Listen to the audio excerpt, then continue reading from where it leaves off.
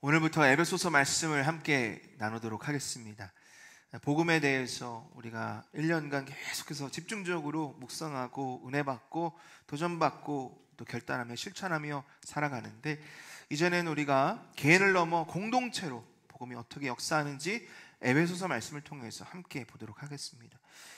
에베소서 말씀 제가 개인적으로 참 좋아하는 말씀이에요. 여러분들도 아마 많이 은혜 받으시고 많이 묵상하시는 말씀일 텐데, 특별히 요한 칼빈이나 존 스tott, 마틴 로이드 존스 같은 그런 신학자들이 이 에베소서 말씀을 참 좋아한다고 고백을 했습니다. 이유가 있어요. 에베소서는 교회의 정체성을 아주 선명하게 보여줍니다. 교회는 무엇인가? 교회는 건물이 아니죠. 교회는 하나님의 몸, 예수 그리스도의 몸입니다. 그것을 에베소서를 통해서 우리가 보게 됩니다. 또 복음이 개인뿐만 아니라 공동체를 변화시켜 주시는 예수 그리스도의 능력임을 보여주는 거예요. 우리 개인의 삶에서 능력이 나타나고 하나님의 변화의 역사가 일어나는 것을 떠나서 공동체가, 특별히 교회가 복음으로 변화되는 것을 가르치고 또 촉구하는 거죠. 세 번째는 신앙생활에 지침이 가득합니다. 후반부 특별히 적용 파트라고 하는데 1장부터 3장까지는 신학에 대한 부분이라면 4장부터 6장까지는 적용 부분이라고 볼 수 있는데, 거기에는 성도가 교회 안에서, 가정 안에서, 사회 안에서 어떻게 복음 안에 살아가야 될지를 구체적으로 설명해 주고 있습니다. 아주 실질적인 성경책이고, 마지막 네 번째 에베소서는 기도의 보물창고라고 할 수 있어요. 교회가 성령의 지혜와 계시가 충만하기를 기도하고, 또 사랑 가운데 뿌리내기를 기도하고, 하나님의 영광으로 가득하기를 기도하고 있습니다. 여러분 기대가 되십니까? 우리 에베소 말씀, 저는 참 기대 많이 하고 있는데 여러분들도 매주마다 기대하시고 기도하시고 또 예배 자리로 나오시기를 축복합니다. 하나님의 은혜 넘치게 부어주실 줄 믿습니다. 자, 여러분 오늘 말씀은요 가장 첫 말씀이에요. 1장 1절과 2절 말씀. 그냥 언뜻 보면 인사할만 같아요. 그래서 그냥 쉽게 넘어가는 말씀이지만 그 안에 우리의 정체성이 들어있고요, 또 우리가 하나님이 주시는 은혜와 평강으로 가득해야 함을 우리가 깨닫게 해 주십니다. 특별히 에베소서는 에베소라는 도시에 있는 성도들을 향한 서신입니다. 에베소라는 도시는 정치, 상업, 문화, 종교가 다 혼합되어 있는 한 군데 모여있는 소아시아, 지금 따지면 터키죠. 터키 지역에서 가장 중요한 항구 도시였어요. 수많은 민족, 수많은 인종이 찾아들고 정착했다 떠나는, 마치 미국과 같은 그런 멜팅 팟이라고도 하는데, 끓인다는 거, 다 넣어가지고 끓인다니까 다 섞여 있다. 에베소 지역이 그랬다는 거죠. 특별히 영적으로 많은 혼돈과 또 연합 이런 것들이 많이 있었는데, 예를 들어보면 아마 여러분도 들어보셨을 거예요. 아르테미스 신전이라고. 사진 한번 보십시오. 그 크기가 축구장보다 컸다 그래요. 지금 우리가 현재 쓰고 있는 축구장이 굉장히 넓지 않습니까? 축구를 좋아하시는 분은 아실 텐데, 그만큼 넓은 그리고 큰 신전이 기둥이 18m, 여러분 상상이 되세요? 한 이 정도 될 것 같은데, 높이 정도? 그런 기둥이 127개가 있었대요. 어마어마한 신전이지 않습니까? 거기에 수많은 사람들이 모여서 우상을 숭배하고, 근데 그뿐만 아니라 이 에베소 도시에는 주요 신전이 6개가 이상이 발견이 됐어요. 온갖 우상과 온갖 신앙이 다 거기서 행해지고, 또 단순히 그냥 예배만 드린 게 아니고요, 그 당시에는 어떤 매춘과 이 신앙이 아무튼 이상한 그런 신앙들이 있어가지고 아주 성적으로도 혼돈하고 아주 타락한 그런 도시, 바로 그것이 에베소였다는 거예요. 그런 에베소에서 신앙생활한 크리스천들이 어땠을까요, 여러분? 하나님의 말씀을 우리가 보며 하나님의 말씀을 따라 살아가기를 원하는 크리스천들은요 참 힘들었을 거예요. 떠나기를 원했을 거예요. 내가 신앙 지키기가 어렵다, 떠나야겠다. 하지만 하나님이 그들에게 사명을 주셨잖아요. 에베소 지역에 있는 이 예수 믿지 않는 사람들을 복음으로 전도하고 변화시키는 이 사명을 받았기에, 그 일을 위해서 사도 바울이 3년간 거기서 목회를 하고, 그런 일이 없습니다. 에베소가 유일해요. 그리고 떠나서도 에베소에게 서신을 써서 당신들은 이렇게 신앙생활 하십시오. 힘들고 어렵지만 신앙을 지키십시오. 이렇게 권면하는 책을 쓴 거죠. 오늘 본문은 이 에베소 교회 성도들에게 당신들은 비록 그런 환경에 있지만 당신이 누구인지를 기억하십시오. 당신들은 성도입니다.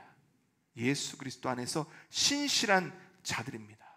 하나님 아버지와 주 예수 그리스도로부터 은혜와 평강이 넘치기를 기도합니다. 있을지어다 하면서 축복으로 서신을 보낸 거예요. 여러분, 우리가 사는 이 세상도 어찌 보면 비슷하지 않습니까? 미국만 그런 것이 아니고요. 제가 여기 서창만 좀만 가도 우리 한국 분들 아니라 해외에서 오신 분들이 참 많더라고요.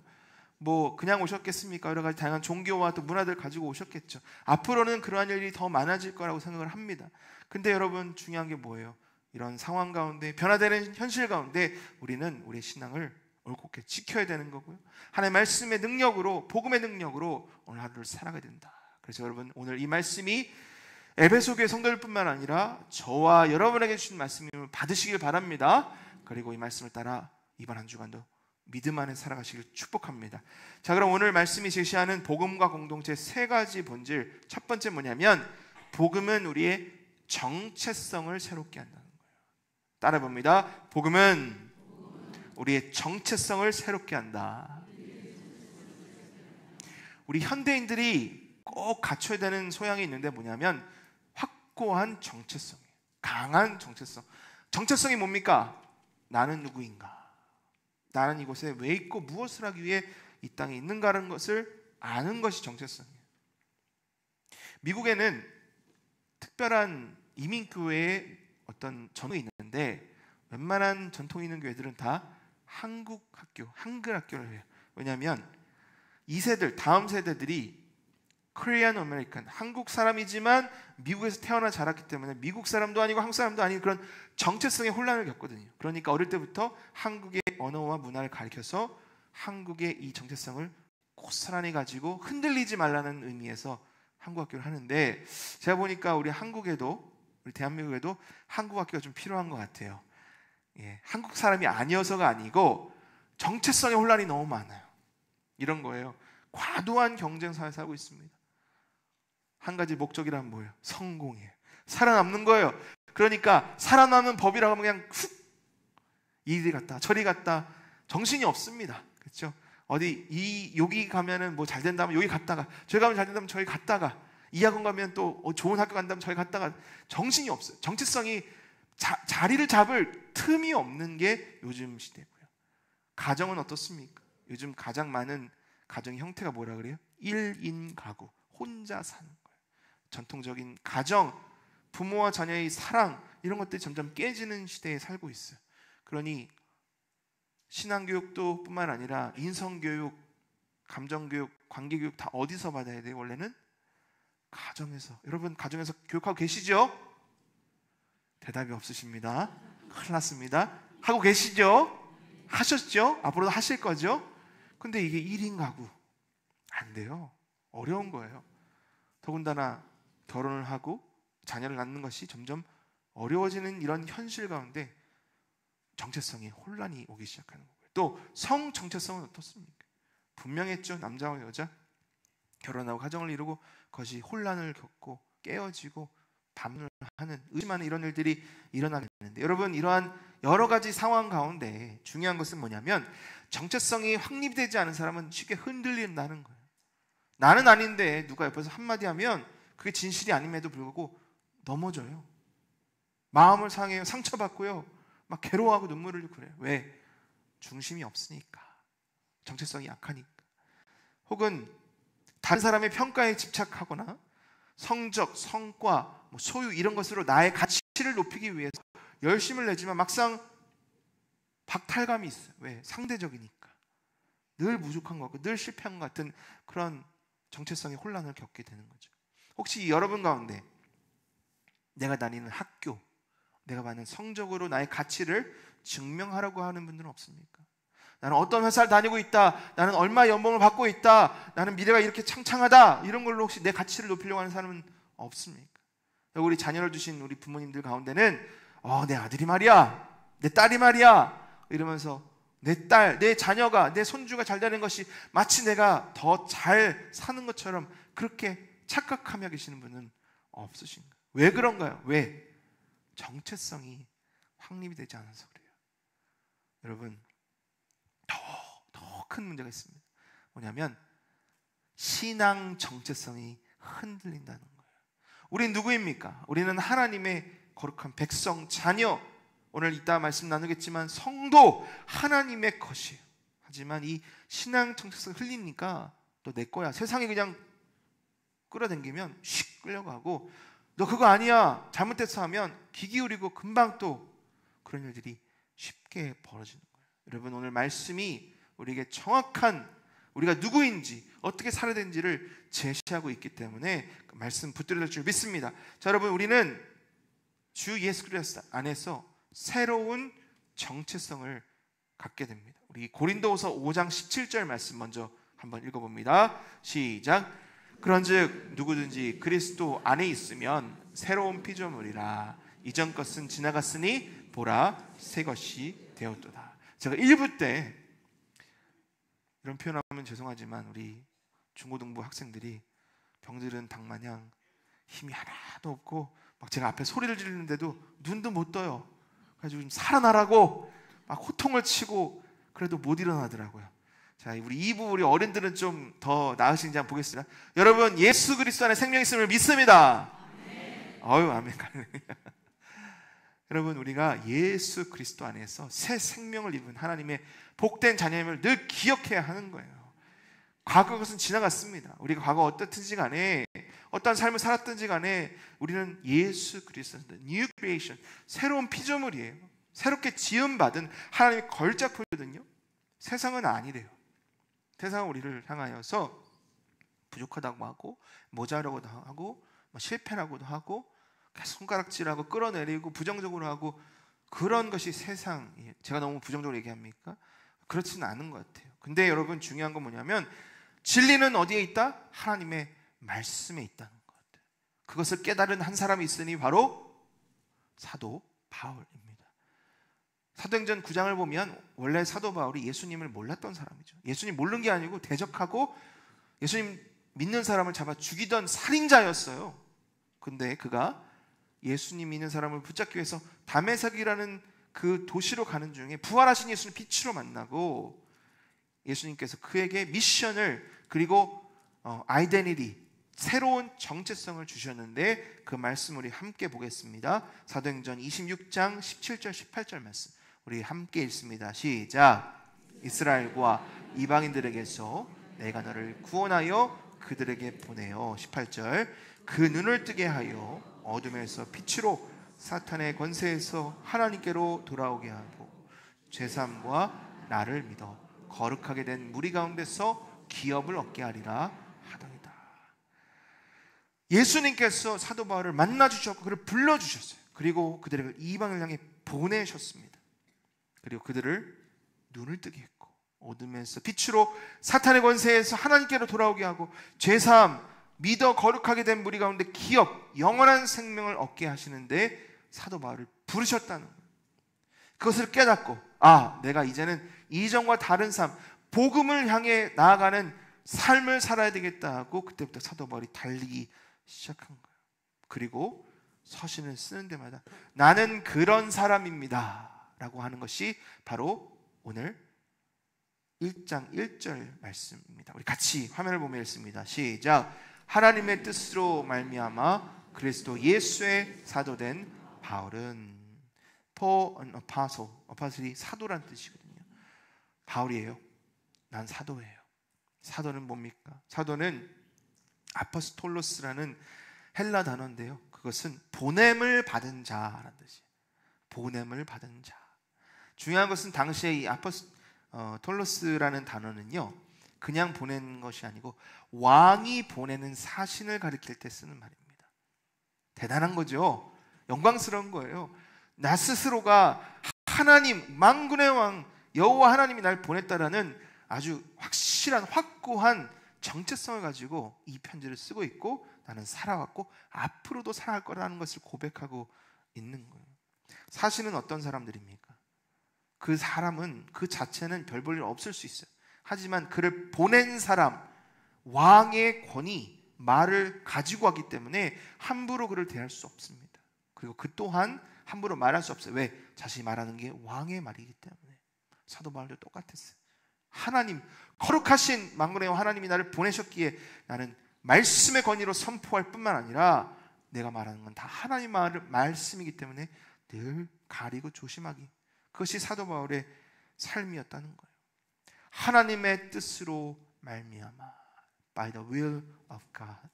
여러분, 우리는 누구의 뜻을 말미암아 살아갑니까? 하나님의 뜻을 말미암아 살아가는 거예요. 내 뜻 아닙니다. 내 정욕과 내 욕심과 내 성취, 내 성공 아니고요. 그건 정체성 약한 사람들이라 하는 거고요. 우리는 신앙 정체성, 확고한 정체성으로 누구? 여호와 하나님이 나를 부르셨다. 난 하나님의 보냄받은 자다라는 확고한 정체성을 복음 안에서 우리는 깨닫게 되는 거예요. 여러분, 중요한 건 귀 쫑긋해서 들으십시오. 이게 정말 중요한 건데, 사도 바울이 사도로 부름받을 가치가 있었습니까? 없었어요. 제가 설명드렸잖아요. 살인자였습니다. 하나님을 대적했던 사람이에요.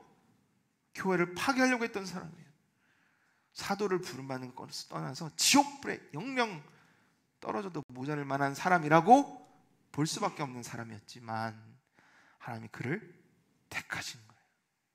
하나님의 이방을 향한 사도로 불러주시고 세워주시고 사용해 주시고, 여러분, 그것을 우리는 은혜라고 하고, 저와 여러분이 동일한 은혜를 받은 사람이 여러분 기억하시길 바랍니다. 사도 바울만이 아니에요. 나도 그래요. 나도. 저도 그렇습니다. 저도. 감히 어떻게 제가 하나님의 자녀라고, 하나님의 일꾼이라고, 목사라고 말할 수 있겠습니까? 여러분, 하지만 하나님의 뜻, by the will of God, 우리가 이 자리에 섰으니, 우리가 이 자리에 나아가오니 우리는 믿음과 담대함으로, 기쁨으로 나아가야 될 줄 믿습니다. 자, 화면 한번 보십시오. 화면에 너는 이라고 해서 성경이 우리에게 제시해주는 우리의 새로운 정체성을 보여주고 있는데, 한번 쭉 같이 읽어봅니다. 시작. 너는 하나님의 자녀다. 너는 새로운 피조물이다. 너는 택하신 족속이요 왕같은 제사장이요 거룩한 나라요 그의 소유가 된 백성이다. 너는 하나님의 성전이다. 너는 하늘에 속한 시민권자다. 너는 그리스도의 편지다. 너는 세상의 빛이요 세상의 소금이다. 여러분, 이것이 성경이 가르쳐주는 우리가 누가, who I am, 내가 누구인가를 성경이 가르쳐주는 거예요. 근데 여러분, 그것을 성경이 가르칠 때 우리는 어떻게 해야 될까요? 아멘, I am, 맞습니다, 저는 그렇습니다 하고 믿음으로 받고 선포해야 되겠죠. 우리 가슴에 손을 얹고, 네, 가슴에 손을 얹고 다시 한번 해보십시오. 우리 화면에 보면서 너는을 나로, 나는이라고 하면서 함께 했습니다. 시작. 나는 하나님의 자녀다. 나는 새로운 피조물이다. 나는 택하신 족속이요 왕같은 제사장이요 거룩한 나라요 그의 소유가 된 백성이다. 나는 하나님의 성전이다. 나는 하늘에 속한 시민권자다. 나는 그리스도의 편지다. 나는 세상의 빛이요 세상의 소금이다. 여러분, 이러한 정체성으로 오늘도 확고한, 흔들리지 않는 새로운 정체성으로 오늘도 승리하며 살아가시길 축복합니다. 한 인물을 제가 소개했으면 좋겠는데, 존 뉴턴이라는 사람이에요. 그가 쓴 유명한 찬송시가 있으니 Amazing Grace, 나 같은 죄인 살리신. 이 가사에 배경이 있습니다. 원래 존 뉴턴 이 목사님은요, 노예를 파는 노예 상인이었어요. 당시에 노예가 합법이었다. 나중에는 이 존 뉴턴과 나는 신앙인들의 열심을 다하여 이것을 불법으로 만드는 일이 있었는데,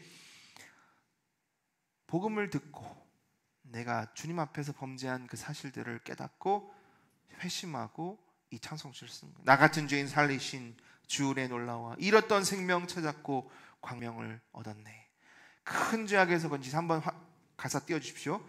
큰 죄악에서 건지신 주 은혜 고마워. 나 처음 믿은 그 시간 귀하고 귀하다.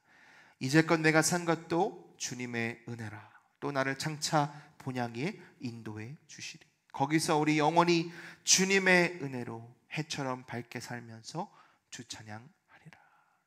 여러분, 가사만 은혜로운 것이 아니고 그가 어떤 삶을 살았다가 예수님 만나고 어떤 사람으로 변화됐는지를 우리가 기억하면 이 가사가 그냥 쉽게 읽고 쉽게 찬양할 수 있는 가사가 아니라는 것을 우리는 깨닫게 됩니다. 여러분, 이것이 우리의 간증입니다.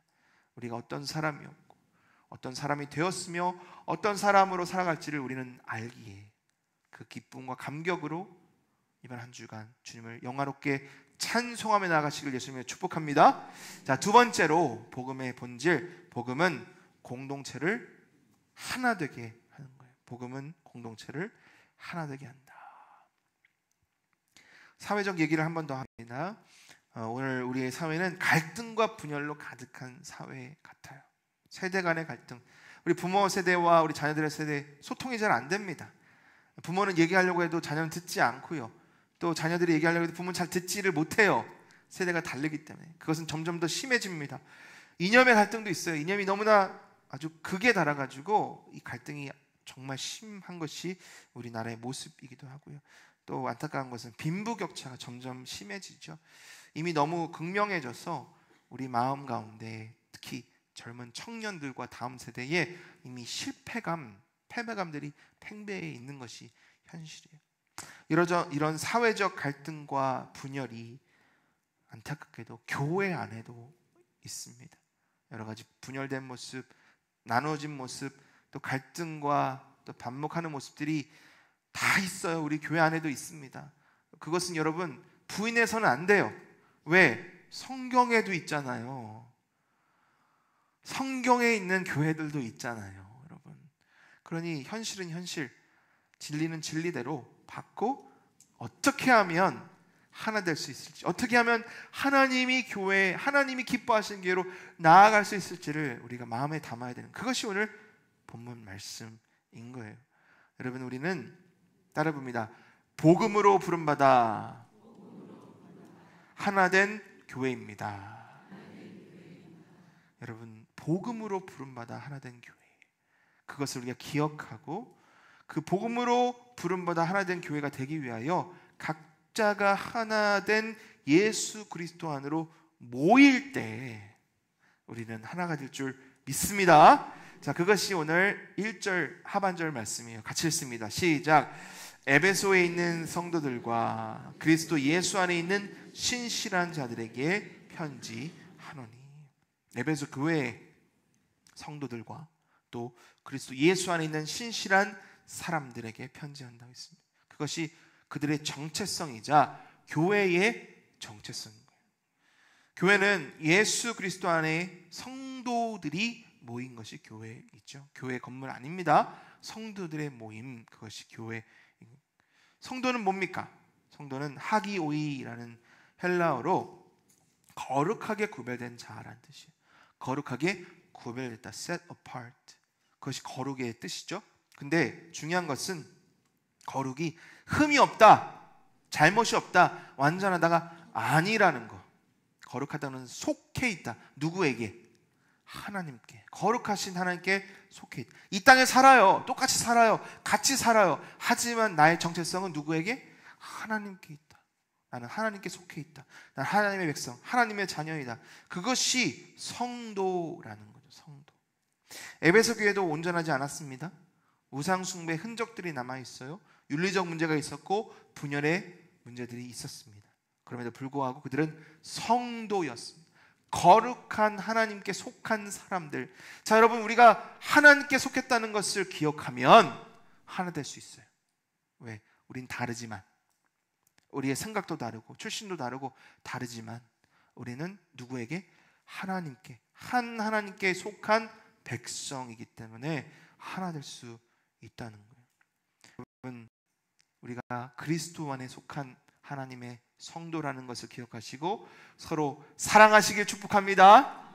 그리고 하나된 우리가 되기를 예수님의 이름으로 축복합니다. 두 번째, 우리는 그리스도 예수 안에서 신실한 자들입니다. 신실한 자들. 헬라어로는 피스토이라고 하는데, 피스토이. 피스 뭐죠? 피스 평화. 네, 평화. 네. 자, 근데 믿는 자들 하면 신실하다가 믿는 자들인데 여기서는 예수님 믿는 사람도 되지만 믿음을 주는 사람도 돼요. 여러분 옆 사람 쳐다볼 거 없이 내 스스로를 한번 바라봅니다. 나는 예수님 믿는 사람 맞습니까? 아멘. 오케이. 자, 두 번째. 그럼 나는 믿음을 주는 사람입니까? 아멘. 네. 나는 믿는 사람인데, 예수님 믿는 사람인데, 예수님을 믿고요.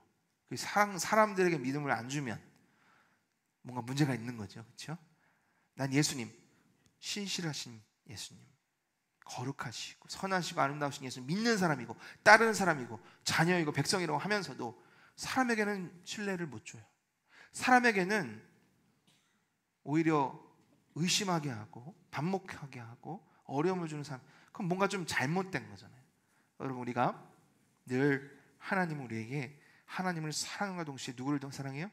이웃을 사랑하기를 요구하셨다는 것을 기억합니다. 여기서 신실한 자들은 하나님 믿는 사람뿐만 아니라 믿음을 주는 사람이어야 하는 거예요. 근데 중요한 건 뭐냐면, 정말 이게 중요합니다. 다시 한번 여러분 집중하십시오.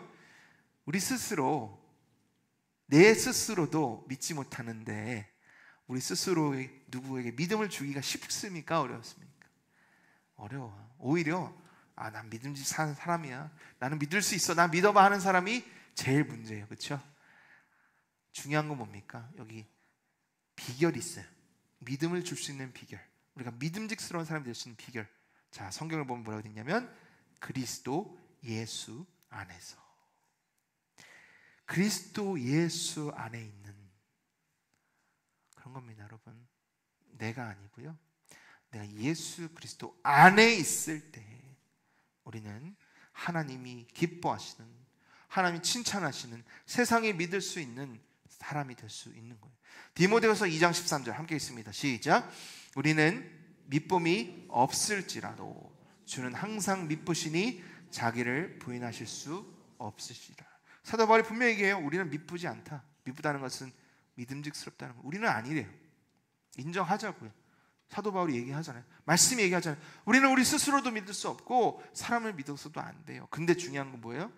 주는 하나님은 미쁘시니까, 우리 하나님을 믿는 사람이니까, 우리 하나님을 따라가는 사람이니까 우리는 주님을 믿음으로 믿음직스러워질 수 있다라는 거. 여러분, 이렇게 우리가 주 예수 그리스도 안에서 속한 사람이고 주 예수 그리스도 안에서 믿음직스러운 사람이 될 때 우리 교회는 하나가 될 줄 믿습니다. 1907년에 평양에서 장대현 교회에서 놀라운 부흥의 시작이 됩니다. 그것을 우린 평양대 부흥 운동이라고 하는데 정말 놀라운 부흥이 그때부터 시작돼서 지금까지 그 영향력이 흘러내려오고 있습니다. 조선교회, 당시는 조선시대였으니까 조선교회가 교파와 배경이 달랐어요. 여러 가지 다른 교파들이 있었는데 그 평양에서 함께 모여 함께 기도하고 성령 하나님의 역사하심과 또 죄의 사함과 또 회개의 그런 불씨가 시작되면서 놀라운 연합과 화합과 통합과 부흥의 역사가 일어나게 된 것이고, 그것을 시작으로 우리 대한민국 교회가 급속히 성장하게 된 거예요. 선교와 교육, 사회봉사로 확장되어져 가는 일이 바로 그 시대에 일어났는데, 한 사람 아닙니다. 그걸 주최한 몇몇 사람도 아니고요, 우리 예수 그리스도의 복음과 성령의 역사하심으로 그런 일이 일어난 거예요. 저는 믿습니다. 2000년이 훨씬 지난 오늘 우리 주님은 우리 평산교회뿐만 아니라 우리 대한민국 교회를 통하여서 평양대 부흥 운동보다 더 놀라운 부흥의 역사가 일어나기를 원하신다는 것을 믿습니다. 아멘이십니까? 여러분, 내가 하는 거 아니고요, 내가 할 수 있는 것도 아니고, 내가 한다고 하면 무너져요. 하지만 주 예수 그리스도 안에서 변화된 성도들이, 신실한 저와 여러분이 함께 모여 함께 기도하고 함께 나아갈 때 그런 열매가 맺어지게 될 줄 믿습니다. 여러분, 그 시작이 우리 평산교회, 우리 여기 계신 성도님 한 분 한 분의 가정과 삶을 통해 일어날 수 있기를 축복합니다. 자, 마지막 세 번째로, 복음은 공동체에 은혜와 평강을 부어줍니다. 뭐를 부어준다고요? 은혜와 평강을 부어준다. 사도 바울의 축복기도 2절 우리 같이 읽습니다. 시작. 하나님 아버지와 주 예수 그리스도로부터 은혜와 평강이 너에게 있을지어다. 지금 사도 바울이 감옥에 갇혀 있어요. 하지만 에베소 교회를 향해서 축복하는 거예요. 두 가지, 예수 그리스도의 평강과 예수 그리스도의 은혜.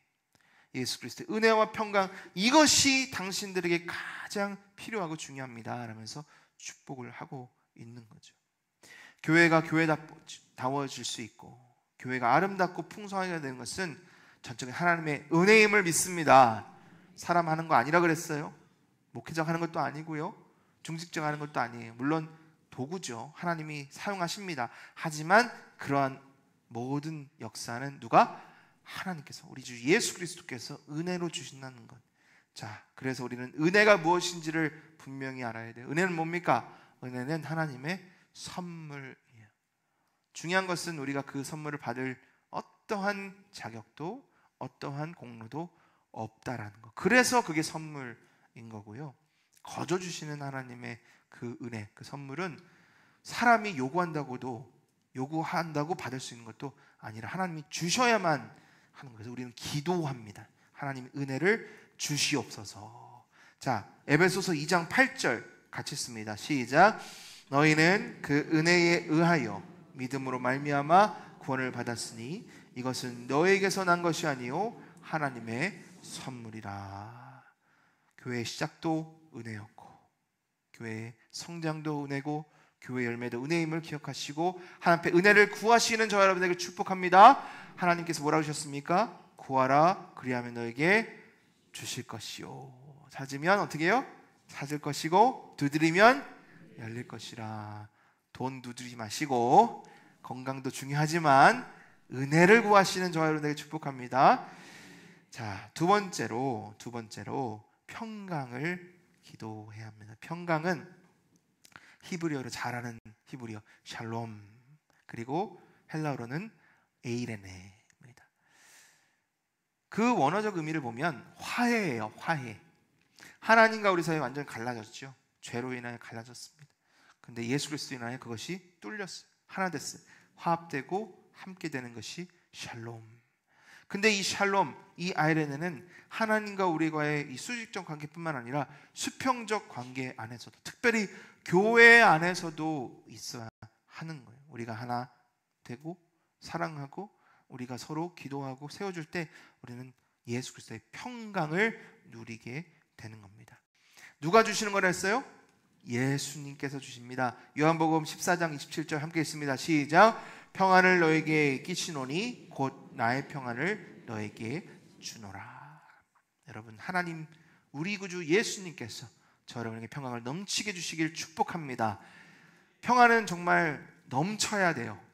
제가 최근에 그것을 깊이 깨달은 일이 있습니다. 여러 번 말씀드렸지만 한 2달 전부터 제 피부가 갑자기 간지럽고 뭐가 나기 시작하더니 온몸으로 퍼졌어요. 처음에는 부끄럽기도 하고 민망하기도 하고, 또 괜히 말씀드리면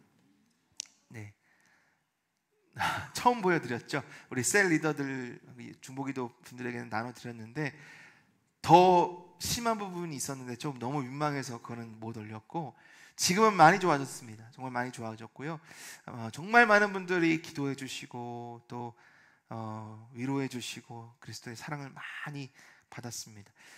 2주 전쯤에 고신대에서 조직검사를 받았어요. 제가 그때는 몰랐는데 조직검사 하는 이유는 뭔가 이상이 있으니까 그냥 하는 게 아니라 이상이 있으니까. 그래서 했는데 이번 주에 결과가 아무 문제는 없다 그러면서 아마도 극도한 스트레스, 그래서 면역이 이상해져서 것 같다 하면서 면역 억제 약을 조제를 해주셨는데, 제가 이 약을 찾기 위해서 막 많은 약국을 돌아다녔습니다. 한 약국에 갔더니 저한테 물으세요. 이 약 드셔보신 적 있어요? 없다 그랬더니 이거는 간 이식 받은 분들이 먹는 약인데 괜찮으시면 안 드시면 좋겠습니다 이런 말씀하셔서 지금 고민 중입니다. 어쨌든 좀 심각했던 것 같아요. 심각했던 것 같은데 제가 이 말씀을 왜 드리냐, 마음에 평안함이 없으면 몸으로 나오게 되는 것이 하나님의 이 천지 창조의 원리였다는 것을 이번에 깨닫게 된 거예요. 저는 늘 평안을 구합니다. 그리고 평안을 선포하고 평안을 기도합니다. 성도님들을 위해 늘 평안하시도록 강건하시도록 기도하는데 제가 그 평안이 없었던 거예요. 저희 외삼촌 되시는 이유영 목사님께 이 상황을 쭉 말씀드리면서 검사 결과 나오고 나서 문자를 드렸더니 이렇게 말씀하세요. 암인 줄 알았다고. 왜냐하면 저희 외삼촌도 암투병을 두 번이나 하셨고 지금 한쪽 폐가 없으십니다. 폐암 때문에 그걸 떼어내셨는데 저한테 그러세요. 나도 잘 안 되지만 선 목사는 하나님께 맡기면 좋겠다. 저는 이게 무슨 말씀인지 몰랐는데 가만히 보니까 목사님도 저희 외삼촌도 한평생 목회하시면서 이게 평안을 늘 구하지만 힘드셨던 것 같아요. 그 스트레스와 여러 가지 부분들 때문에. 가만히 제가 이렇게 돌아보니까요, 왜 그랬지? 한 2달 전쯤에 이 재직회 준비하고 마치는 이 상황, 여러 가지 것들이 저에겐 많은 무리가 됐던 것 같아요. 근데 그 이후에 하나님께서 저에게 보여주시는 것들이 맡겨 성도님들의 사랑과 기도 이런 것들 보면서 우리는 하나 계속해서 마음을 만져주시는 것들을 보면서 특별히 조직검사 막 끝나고 결과를 말씀해 주시는데 하나님 제가 하나님께 맡기지 못했군요. 하나님 마치 제일인 것처럼 붙들고 있었군요. 회개하며 주님 앞에 나갔던 기억이 있습니다. 여러분 저뿐만이 아니죠. 여기 계신 우리 성도님들 얼마나 힘들고 어려우십니까? 마음에 무거운 짐 말 못할 사정들이 얼마나 많으세요. 그래서 여러분들 몸이 아프시고 또 관절이 쑤시시고 또 허리가 아프시고 또 때로는 치료와 또 수술 여러 가지 것들 여러분 경험하고 계신 것 하나님께 맡기시길 바랍니다. 저도 잘 못하지만 다시 한번 여러분들께 부탁드리면 하나님께 맡기시고 또 예수 그리스도의 평강을 간구하시기를 축복합니다. 여러분 그겁니다. 은혜와 평강 우리 주님만이 주실 수 있고 우리 주님이 주시는 은혜가 있으면 평강이 있으면 보이지 못했던 것이 보이고요, 받지 못했던 것을 받게 되고 놓지 못했던 것을 놓게 되고 하나님께서 하신다는 것을 기억하며 놀라운 기적의 역사를 이루게 될 줄 믿습니다. 오늘 3가지 나눴습니다. 바울의 인사말 속 그 안에 있는 복음의 진리에 대해서 나눴습니다. 복음은 우리의 정체성을 새롭게 합니다. 우리가 누구인지를 보여줘요. 과거, 조건 그런 것들을 세상은 바라보고 그것으로 잣대를 삼아서 우리를 평가하지만 하나님 아니요. 하나님 우리를 있는 모습 그대로 우리를 자녀 삼아주시고 사랑의 아버지께서 우리를 날마다 하나님의 백성으로 하나님의 선하심으로 인도하시는 그런 우리를 바라보게 됩니다. 2번째로 복음은 공동체를 하나 되게, 우리는 예수 그리스도 안에서 성도이고요 신실한 하나님의 백성으로 부름 받았습니다. 우리가 그것을 인정하고 또 그것을 마음에 새기며 나아갈 때 우리는 하나 될 수가 있어요. 우리는 다릅니다.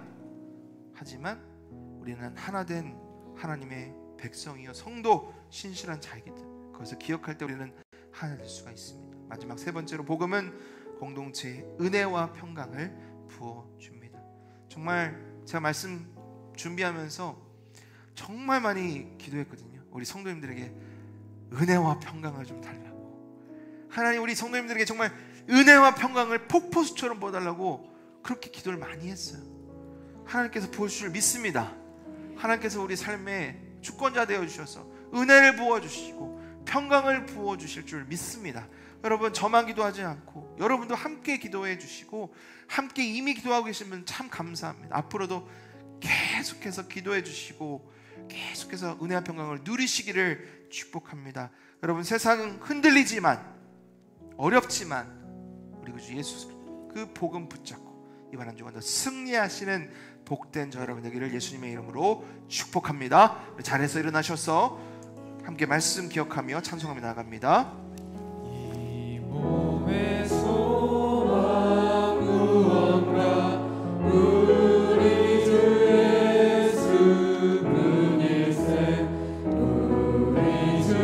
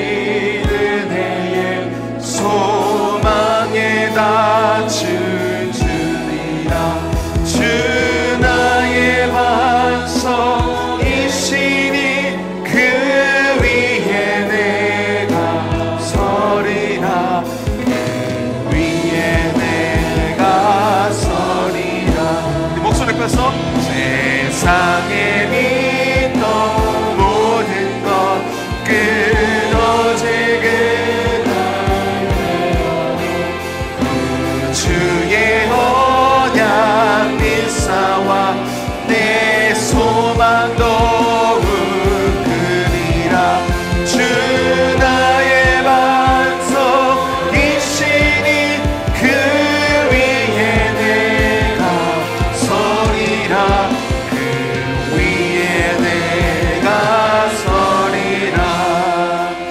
바라던 천국 올라가 하나님 앞에 배울 때 부주의 흐를 입어 어여시라로서 주 나의 반석 반석이시니 그 위에 내가 서리라. 그 위에 내가 서 주 나의 반석 주 나의 반석이시니 그 위에 내가 서리라. 그 위에 내가 서리라. 여러분, 우리의 인생이 어디 위에 서 있는지 한번 돌아보길 바랍니다. 내가 붙잡고 있는 것이 무엇인지를 한번 눈을 크게 뜨고 바라보길 원합니다. 하나님이 나를 새로운 피조물로 지어주셨고 나를 하나님 백성 자녀로 삼아주셨는데 나는 오늘 인생 살아가면서 누구를 향해 나아가고 무엇을 바라보며 나아가고 무엇을 붙잡고 나가는지 한번 우리 다시 돌아보길 원합니다. 하나님, 나는 하나님의 것입니다. 하나님은 나는 하나님의 속해 있고 하나님의 거룩한 성도요 하나님의 신실한 백성입니다. 하나님, 나에게 은혜와 평강을 주시고 반석 되신 예수 그리스도의 삶 위에 우리의 삶을 내어드림으로 얹음으로 하나님 주시는 은혜와 평강 넘치게 누리게 하여 주옵소서. 우리 주여 한번 부르짖고 기도하며 나가겠습니다. 주여.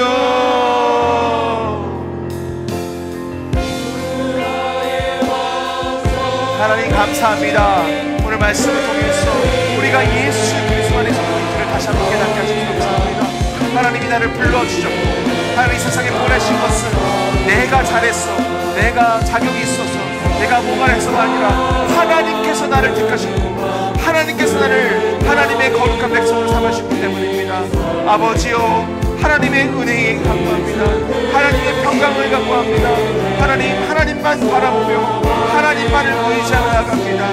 주여, 왜 내가 눈물 짓고, 왜 내가 쓰러지고, 왜 내가 좌절하고, 왜 내가 오늘 세상 가운데 한숨 쉬며 세상을 어깨치는 저는 상태로 살아왔습니다. 하나님, 주님이 나의 권능자이시고 하나님이 나의 시권자이시며 하나님 나의 믿음의 반석 되어주시는데 내가 왜 아직도 힘들어하며, 왜 내가 아직도 실패하며, 왜 내가 주님의 마음이 아프게 합니까? 하나님만을 붙잡게 하여 주옵소서. 하나님만을 바라보게 하여 주옵소서. 하나님, 이번 한 주간 살아갈 때에 믿음의 반석 되시는 예수 그리스도 안에서 참된 생명과 기쁨을 누리며 주님의 이름을 나타내는 나의 복된 자녀들 되게 하여 주시옵소서. 은혜와 평강의 주님, 오늘 말씀을 통하여서 우리가 누구인지를 다시금 깨닫게 하시니 감사합니다. 우리는 세상의 조건이 아니라 복음으로 새로운 정체성을 입은 하나님의 자녀임을 고백합니다. 우린 또한 복음으로 하나된 교회의 성도임을 믿습니다. 주께서 우리를 성도로 부르시고 신실한 자로 세우셨음을 기억합니다. 주님, 이제 우리의 삶이 이 정체성에 합당하게 하여 주시옵소서. 교회 안에서 서로 다름을 넘어 사랑으로 하나 되게 하시고 가정과 일터와 사회 속에서도 은혜와 평강을 흘려보내는 통로가 되게 하여 주옵소서. 자격 없는 우리를 불러 사용하신 우리 주님, 그 은혜를 기억하며 남은 생에도 주님만을 위하여 살기를 결단하오니 주님, 나를 통하여 영광받아 주시옵소서. 하나님, 이 자리에 늘 슬픔과 아픔으로 눈물 짓는 성도들이 있습니다. 치료가 필요하고 하나님의 사랑이 필요하고 하나님 회복이 필요한 하나님의 자녀들이 여기 있습니다. 병석에 있습니다. 요양병원에 계십니다. 하나님, 또한 예수 그리스도의 구원의 은혜가 필요한 내 식구들이 지금 집에 있습니다. 하나님 친히 임재하시고 친히 역사하시고 어루만져 주셔서 돌아올 수 있도록, 회복될 수 있도록, 강건해지도록 하나님의 능력을 부어 주시옵소서. 이 모든 말씀을 예수 그리스도의 이름으로 축복하며 기도합나이다. 아멘. 이제 우리 주 예수 그리스도의 은혜와 하나님 아버지의 극진하신 사랑하심, 성령 교통하시고 충만케 하시는 역사가 복음으로 정체성이 새로워지고 그리스도 안에서 하나 되며 은혜와 평강이 충만한 공동체로 살기로 결단하는 저의 모든 백성의 머리 위에, 그들의 가정과 일터 위에, 우리 평산교회 위에 이제부터 영원토록 항상 함께 있을지어다. 아멘.